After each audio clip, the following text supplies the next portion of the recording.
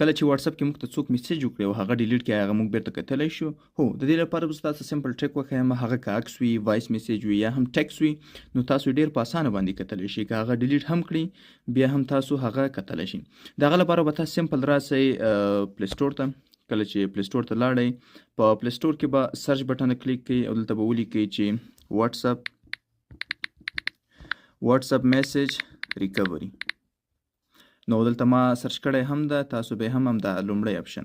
کله چې په دې باندې کلیک کړ نو دلته موږ ته مختلف پلیټفارمونه راځي. د هغه لپاره بهترینه چې دی چې ما خپله هم موبایل د ډاونلوډ کړی دی، د هغه لپاره زه کلیک کوم په دغه اپلیکیشن باندې.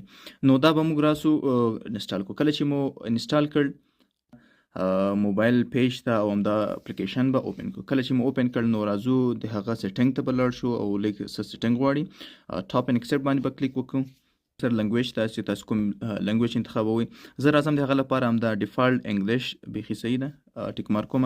ښه، دلته موږ مختلف پلیټفارمونه لرو، نو تاسو هر یو انتخابوئ. ما فقط واتساپ او واتساپ بزنس انتخاب کړی. تاسو کولی شئ مسنجر، انسټاګرام او همداسې نور پلیټفارمونه هم انتخاب کړئ. زه دې لپاره نیکسټ وهم. کله چې مې نیکسټ ووهل نو دا زما سره اډ شول. دلته راځو موږ نه دوه سیټینګ غواړي. یو چې د فولډر اکسس انډرایډ ده، نو فقط الاو باندې به کلیک کړئ.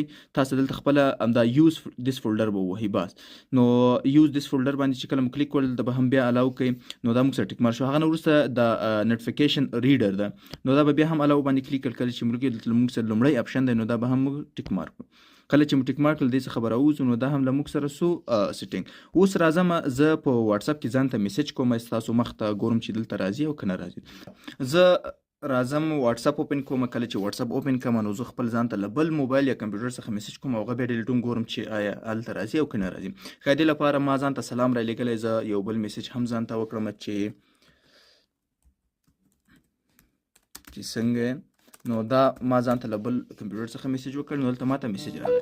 اوس دا زه د کمپیوټر څخه مکمل ډیلیټوم. فکر وکړل د ما نه ډیلیټ کړی، نو د هغه لپاره زه راځم دا له خپل کمپیوټر څخه ډیلیټ فار ایوری ون کوم. زه دا دواړه میسیجونه ځان ته ډیلیټ کوم.